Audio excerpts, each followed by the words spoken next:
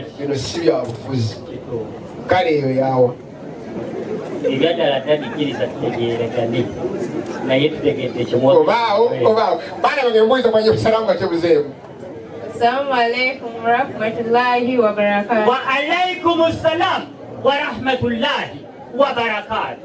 Sansobala bakwasebo. Nako basanga bannyabo. Sansobala babanyabo. Babasinza okunywa banakuddamu.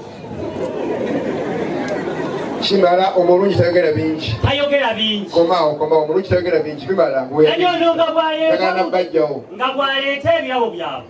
Kkiriza ngenda kulondayo mwannyina nze. Njagala nnondemu leeta ebirabo leeta ebirabo by'abaana. Otandise okudda mu Buganda kisawabuke. Dadi sooka okwasa abaana ba dadi nga bwekuyitira. Njagala obikole ng'ofaana n'omusajja oli gwe tunoonya mu nsi. Owaayi.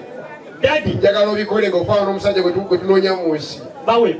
Bamuyita Sejjusa. Dadi kkiriza akutegeeze. Ye. Njagala ndeete mwannyina nze. Ono Aisha. Aisha jangu. Aisha.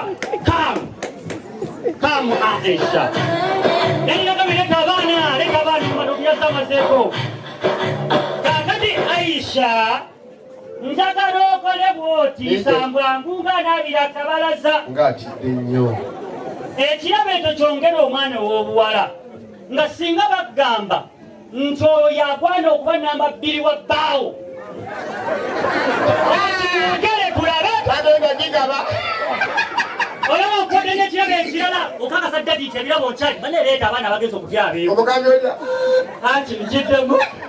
Oli ayo agula obudde bwetegereza ssebo. Genda g'obigwego n'akiwulira. Oli microphone ayogere. Baako bw'obyogera. Kisebo oli musiimu. Anoonyamu kaanaako. Kaananyola yakasemba obuwanvu. Ewanyayo. N'omutima. Baana bange mugende kikyusa. Mwana totabiro byamukolo. Mugende kikyusa. Mugende baana bange mugende. Naye mwebale kujja.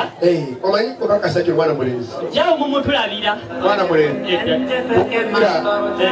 Nti olugoye omuntu alwambala teyabeerazise. Butuufu. Akalenga tekabeera kungulu. Tekaba kungulu. Zino zaffe.